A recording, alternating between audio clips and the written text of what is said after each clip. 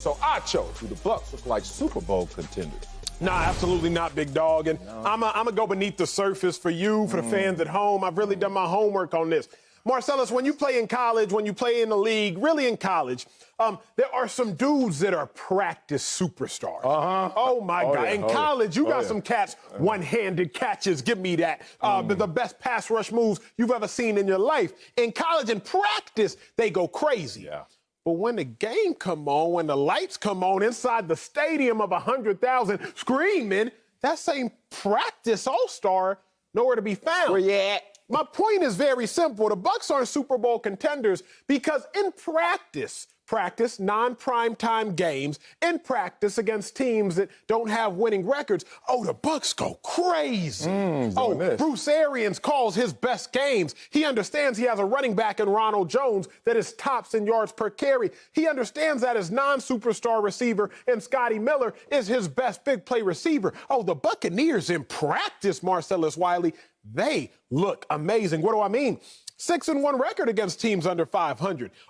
In practice, these Buccaneers look like Super Bowl champions. But when the bright lights come on in primetime games, I don't see these same Bucs. Let me break it down for you since you're looking at me with your brow. You're going to break it down? Let it be broke. Let it be broke. Last 3 primetime games for the Buccaneers, Ronald Jones, 3 carries, 7 carries, 9 carries. 3 carries, 7 carries, 9 carries. But yesterday against the Vikings, Ronald Jones, 17 carries, I believe. Yesterday, Ronald Jones had the Buccaneers 120-plus yards on the ground. Yesterday, ain't nobody really watching. Scotty Miller, through 8 weeks, Marcellus Wiley, second on the Bucs in receiving yards, second on the Bucs in receptions, period.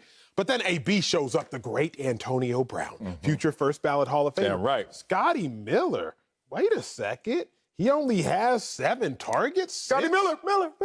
Scotty Miller. But wait, you're playing the Vikings. Nobody's watching, Bruce Arians. You don't need to look like this coaching guru. Nobody's watching. So you find Scotty Miller again, 48-yard touchdown pass. Now you find Ronald Jones again, 80 yards on the ground, I think, if I'm not mistaken. Now you find all these guys again. No, Marcellus, the Bucs don't look like Super Bowl contenders. What they look like to me is that practice all-star in college who you knew when nobody was watching, dude went crazy. But as soon as the whole world started watching, he wasn't the same guy. I love that take. Love that take. But you know me. Got to take some of that take and make it my take. I think you got caught up in the wrong P word.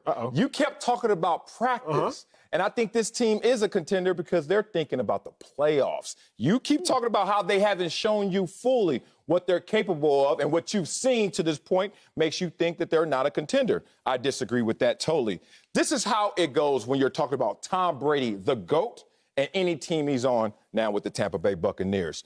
If you give them a chance, they will show out in the dance. That's what Tom Brady's about. That's what Tom Brady's always done. Let me start here with Tom Brady before I expand into an umbrella conversation about the team at large. It's Tommy time. It's time to show you when Tom Brady matters most, because I don't know how Tom Brady practices. I hear it's stellar, like his play is during the regular season and playoffs. But I can admit that this year's been a little bit of a roller coaster ride in terms of who Tom Brady's been in the regular season. But when it's playoff time, the right P word, look at these numbers. Against other prolific all-time great quarterbacks, Aaron Rodgers and Drew Brees, playoff appearances, of course, Tom Brady's going to be up there at the top 3. So he's sharing the top lead with Drew Brees. But let's talk about wins and losses. We know that Tom Brady wins when it matters most. When the P is playoffs, not practice, as you want to talk about Acho. When it's talking about yards per game, Tom Brady is leading Drew Brees and Aaron Rodgers in terms of playoff performance yards per game. Actually, he is. Touchdowns and interceptions. When people always want to say, yeah, Tom Brady dinks and dunks, and he doesn't really move the ball down the field. So far, the numbers don't suggest that. Passer rating, all things added up. Because Tom Brady plays complimentary football, he loses in that column. But that takes me to the umbrella conversation. Acho, on the break bye week they had, they were trying to golf together, Bruce Arians and Tom Brady. You read that, right?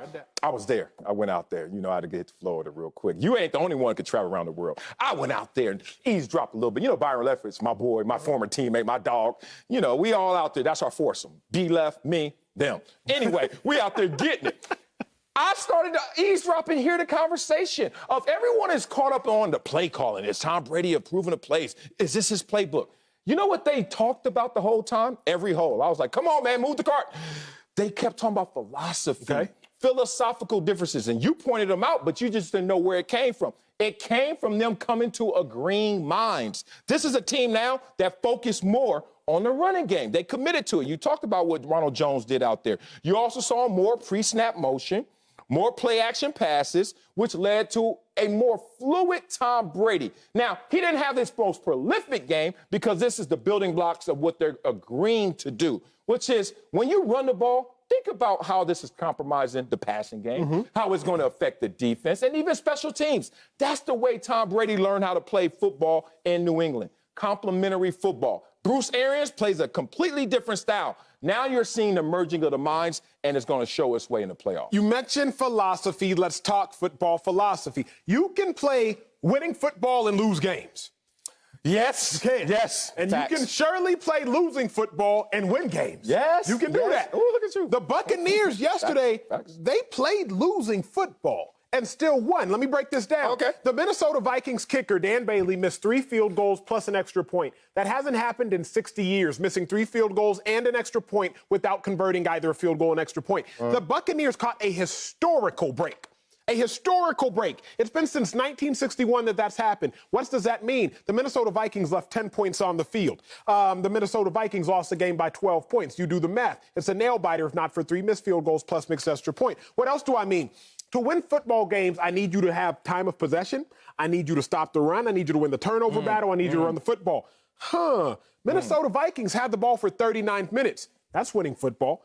Minnesota Vikings had 162 rushing yards, more rushing yards than the Buccaneers. That's winning football. The Minnesota Vikings, 4 for 5 on 4th down. 80% on 4th down. That's winning football. So what I'm telling you is very simple. The Buccaneers actually played losing football and yet still won the game.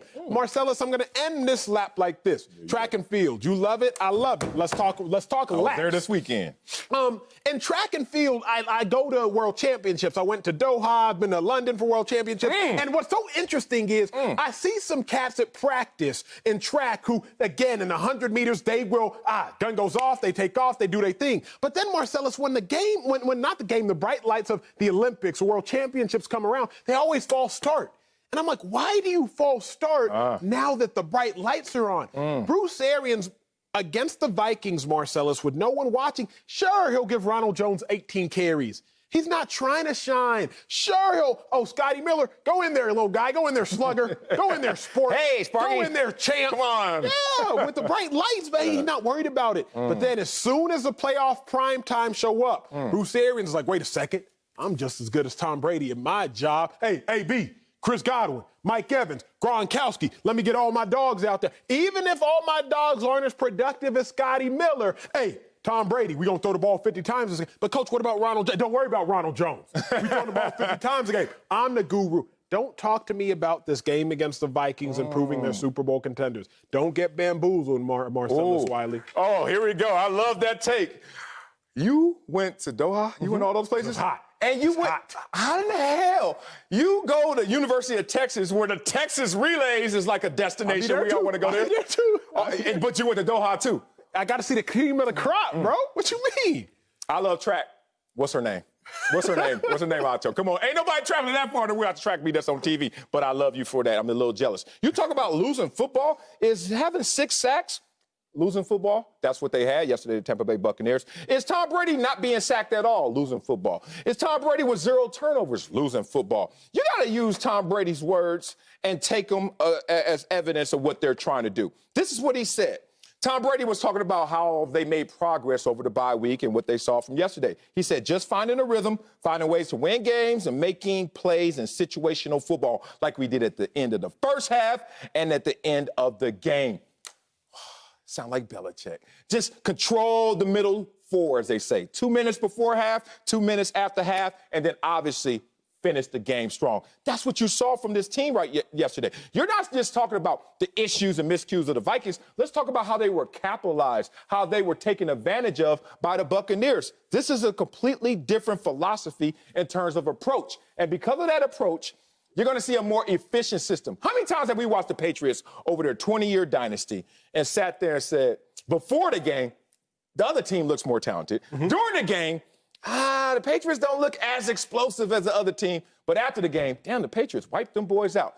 That's the mission of these Buccaneers.